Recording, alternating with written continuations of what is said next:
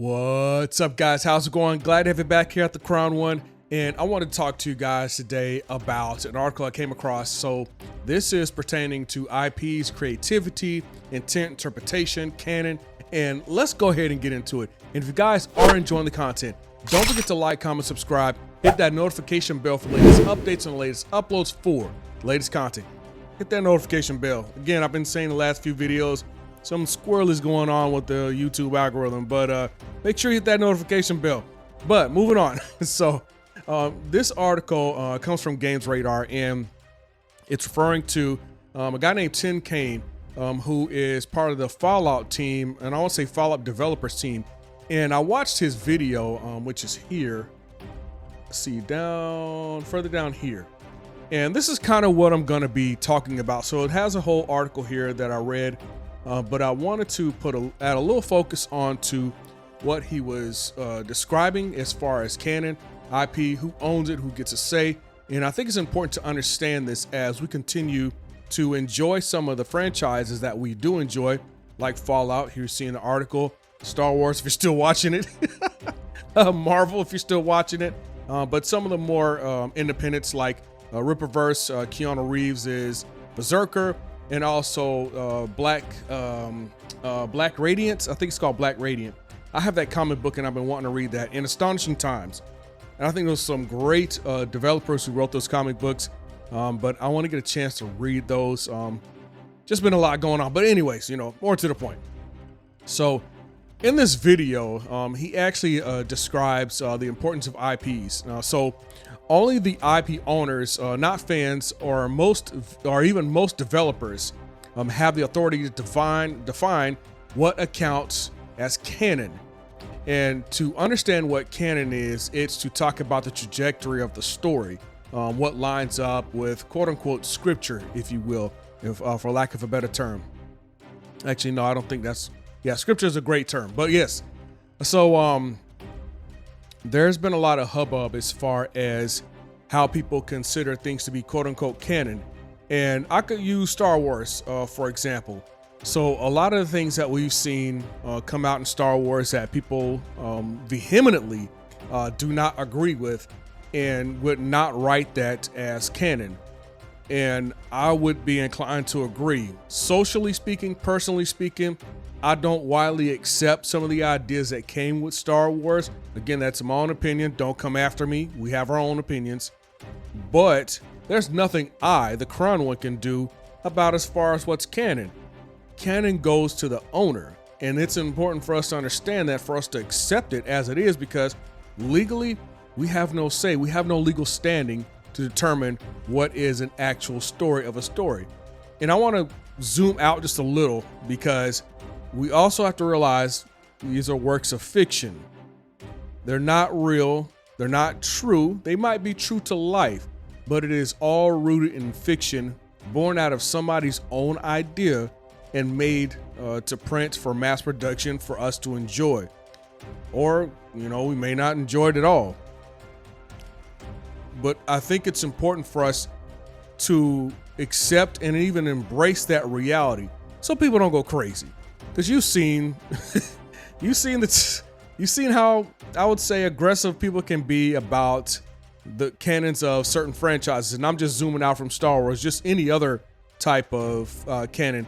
You could take, let's see, for example, I don't know, Captain America was gender swapped, and people had disagreements about them. And whatever their interpretation of it was, that is left to the creator. What we can do is we can enjoy the things that we did enjoy before. If that's not the route that people want to take, that's totally fine. That's up to them. If it's a route that people want to take, that's up to them. But to think that people have, I would say, a critical say in what is canon, I think that's where we start to kind of delude ourselves. And that kind of lines up along the lines of what Tim Kaine is saying on his YouTube channel when he starts talking about ownership in canon. Now, according to Kaine, fan theories, even very popular ones, don't make something canonical simply because many people disagree. Simply because many people agree. Without a unified consensus, you end up with quote unquote hundreds of thousands of canons. And this is where he starts to talk about Death of the Author, where, and I've just learned about this recently. Death of the Author is written by somebody, and I can't remember the author's name, but it's talking about how the intent of the story is not left to the author, but to the person of but to the reader themselves. And that's talking about the intent of the story, and I want to say the canon of the story, the trajectory, how the story's lined up. And I tend to disagree with that. Reason why I say that is, if a person, a fan, or reader, if you will, of Death of the Author, has a disagreement to the point that they want to try to change the trajectory of the story and say, oh, the intent is this, the intent is that. Well, who wrote the story in order for you to have that intent? Obviously, the obvious answer is the author. So for us to even have an agreement or a disagreement, you still need an axis. You need a point of reference. And that point of reference is the author who developed the canon of the story. And I think it kind of, what's the word I want to say? It takes away from what the author wrote. People are free to interpret whatever they want, but when they start trying to writing it into, or hard coding it into the actual lore of the story, to the point it changes it based on the reader's interpretation, I don't think that's an integral position to take, because it takes away from the creative works of the author. One could ask what the intent of the author is.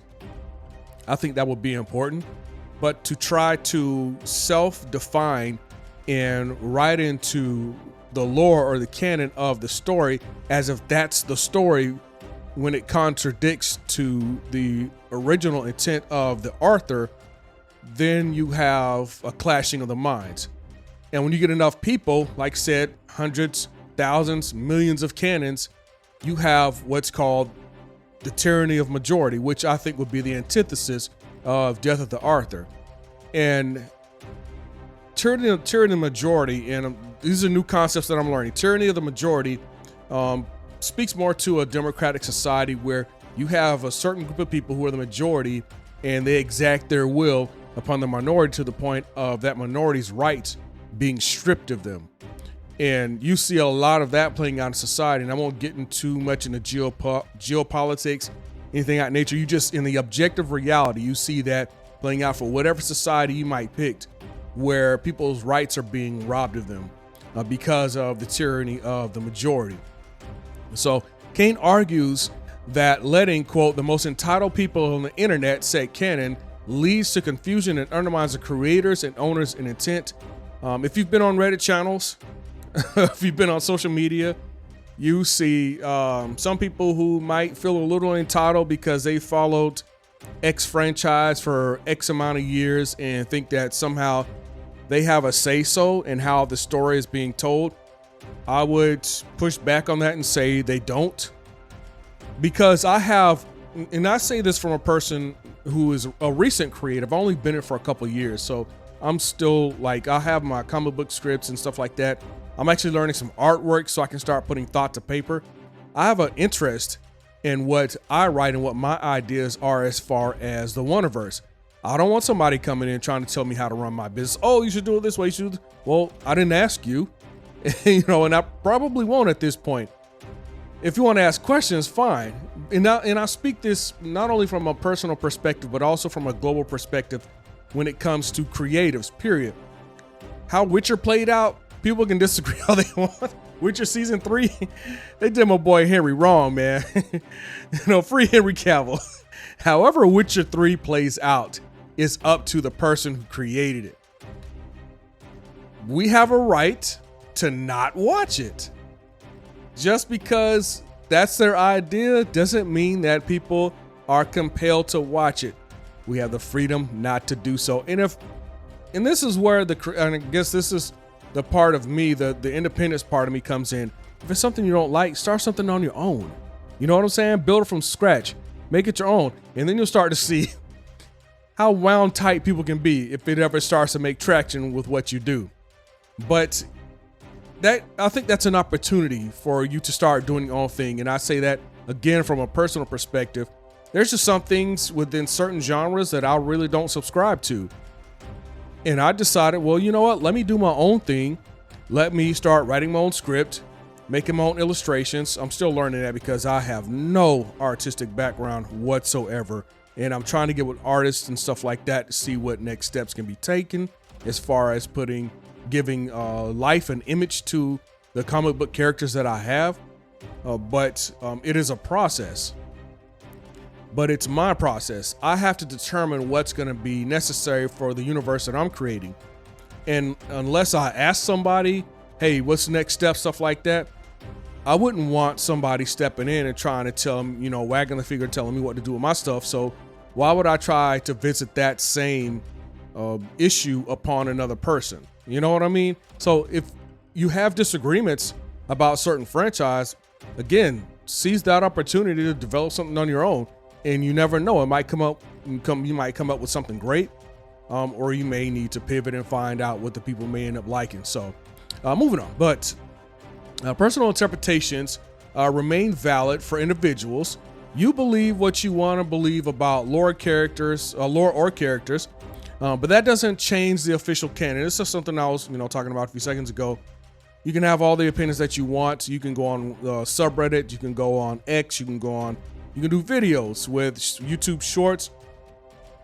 You can do Instagram Reels. You can even go on Snapchat. I've never used Snapchat before, but however it's used, you can use that to cite whatever grievances that you have. But it is not a change on the official canon. You can rail and protest and scream all you like. You can even probably try to sue. I don't know. Assuming any judge would ever hear it. You see what I'm saying? You see how deep the rabbit hole goes when you start trying to invest so much in something you have no power over? It takes away, I think it starts to take away your life in certain ways. You start to become miserable, and the very thing that you admire so much, you start to hate. You know what I'm saying? So I would say be wise about that.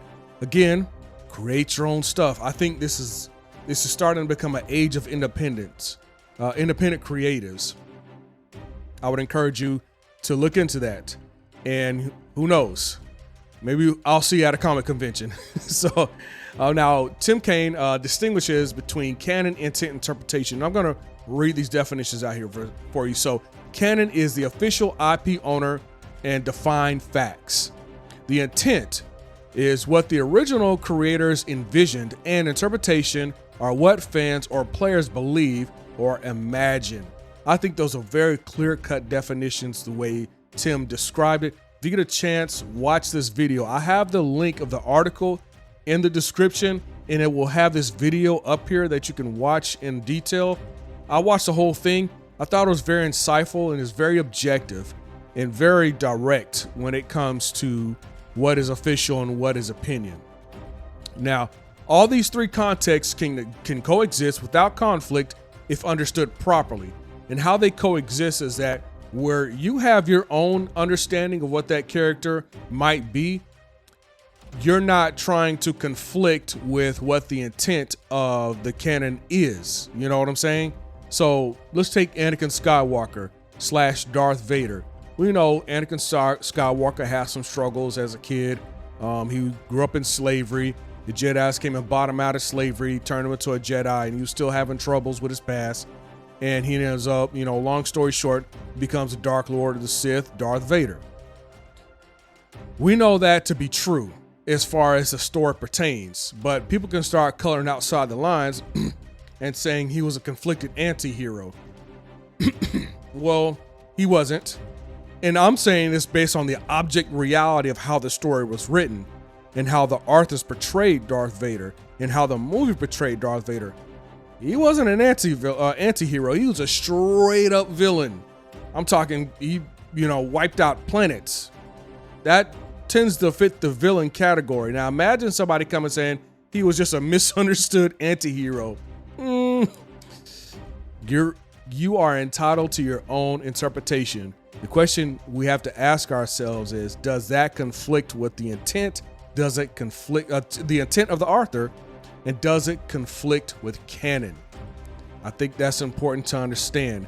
And when we start to understand and respect those different definitions, because words have meaning, I think we can have a more holistic understanding and respect for what the author is attempting to portray, regardless of whether or not we disagree with it, because I disagree with a lot of things when it comes to how Star Wars was written in the latter years. I won't say which one. If you want to go down the rabbit hole through all my videos and try to find it, you're welcome to it. Don't forget to like, comment, subscribe on those videos. So here's a broader point. For long-running or changing series like Fallout, clarity on what is canon helps avoid contradictory lore and reduces confusion. You do not want to be confused when it comes to what the author is intending, how the author wants their character to be portrayed. And they'll spell it out for you, whether it's in script, whether it's in movie. Of course, you sometimes have different authors in the same franchise. And I think it's important to understand that author from their perspective when it comes, for example, I'm using Star Wars a lot. There are a lot of books and a lot of authors on Star Wars. You have the one about Ben Skywalker. You have one about Luke Skywalker, about Mara Jade. And I think those are different authors. You can even use Warhammer 40K. You have different authors within one Warhammer 40K and different talking about different timelines, different factions. You have oh my goodness, I'm starting to draw a blank now. Space Marines. Within the Space Marines, you have the Chaos Marines. You can go to the Tau, if I'm pronouncing that right. You have the Necrons. You have the Orcs. You have the Eldar, the Dark Eldar. So there's so many storylines you can tell that for canon's sake cannot be conflicted when it comes to intent as you interpret the story. You know what I'm saying? You have every right to, but if we really want to capture the author's intent, the franchise's intent, it's good to adhere and at least respect what they're trying to convey, is all I'm saying. But if you get a chance, check out that video by Tim Kaine. Again, very sound oration, if I can use that oration, orative on when it comes to being a creative and writing a good storyline or a script, what have you. So if you guys, again, are enjoying the content, don't forget to like, comment, subscribe, hit that notification bell for the latest updates on the latest uploads for the latest content. This is Crown One signing off, and I'll talk to you guys later.